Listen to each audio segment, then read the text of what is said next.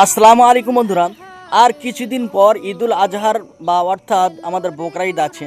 আমরা সবাই এটা ভাবি যে বকরা ঈদ সামনে এলেও মানে গরু কুরবানি করতে হবে, মহিষ কুরবানি করতে, এমনটি না।